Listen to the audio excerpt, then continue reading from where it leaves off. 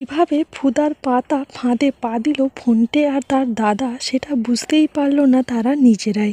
এইদিকে ফুদা কিভাবে তাদের খপ্পর থেকে নিজেকে বের করে নিয়ে আসবে এটাও এক বড়সড় চ্যালেঞ্জ। নিজে তো এরকমভাবে বন্দি হয়ে আছে, ওইদিকে তার বোনকেও মন্দিরে হাত পা বাঁধা অবস্থায় ফেলে রেখে এসেছে, সেটাও তার চিন্তা। কিন্তু যে সে যে ফাঁদটা নিজে পেতেছে ওই দুজনকে ধরার জন্য সেটা তারা বুঝতেই পারল না।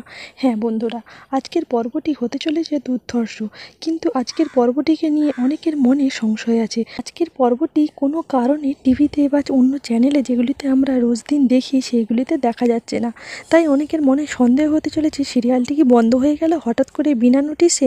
না না, এরকম হওয়ার কোনো কারণই নেই।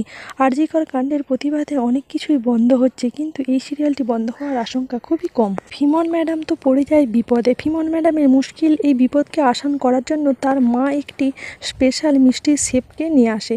শেফটি দেখতে একটু কার্টুনের মতো হলেও মিষ্টিগুলি যখন দেখায় মিষ্টিগুলি খুবই পছন্দ হয়।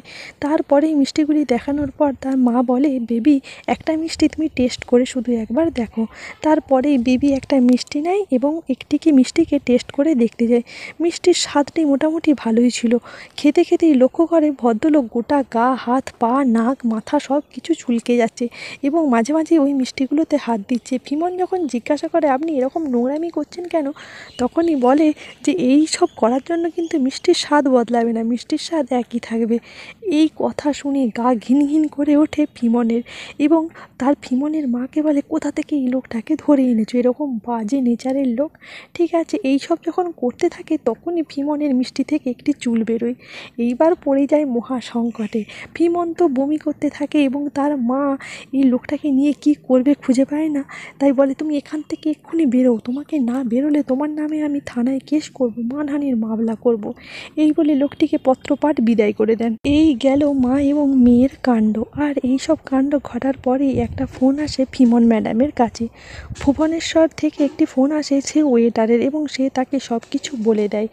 এইদিকে মুখ বেঁধে অবস্থায় ফেলে রাখে মন্দিরে ফুদার বোনকে।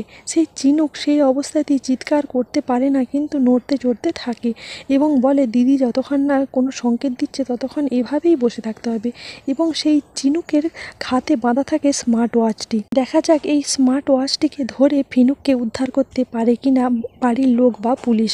এইদিকে হয় কি, ফোনটে আর ফাতলা দুজনে মিলে দিদিকে ধরে নিয়ে যায় একটি তাদের গোডাউনে এবং অনেকক্ষণ লক্ষ্য করার পর ফুদা লক্ষ্য করে যে এটি একটি তেজ বেকারিরই গোডাউন এবং সে আর কিছু লক্ষ্য না করে কিভাবে সেখান থেকে বেরোনো যায় সেটাই লক্ষ্য করতে থাকে। আর মনে মনে বলে, তোমরা তো জানো না কী জন্যে তোমরা আমাকে ধরে এনেছো, তো আমার পাতা ফাঁদে তোমরা নিজেরাই পা দিয়েছো।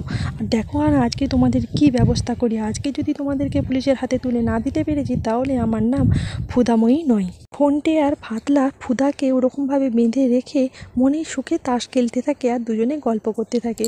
উল্টো দিকে ফুদা একটি সরে সরে সেই ঠাকুরের ওখানে রাখা মোমবাতির কাছে যায় এবং সেই জ্বলন্ত মোমবাতিটিকে যা হোক করে ফেলার চেষ্টা করে। যখনই মোমবাতিটি তার হাতে পড়ে যায় তখনই সে সেই মোমবাতিটিকে দিয়ে উল্টো দিকে তার হাতের দড়িটিকে পুড়িয়ে দিতে থাকে।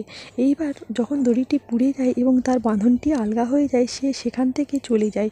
ফোনটে ফাতলা কিছুই বুঝতে পারে না। তারপর ওইখানে থাকা দুটি ঠাকুরের মূর্তিকে দু হাতে করে নিয়ে সিঁড়িতে দাঁড়িয়ে থাকে। ফোনটে আর ফাতলা উপর দিকে লক্ষ্য করতে পারে না যে মেয়েটি কোথায় গেল, ফুদা সেকেন্ডের মধ্যে কোথায় চলে গেল।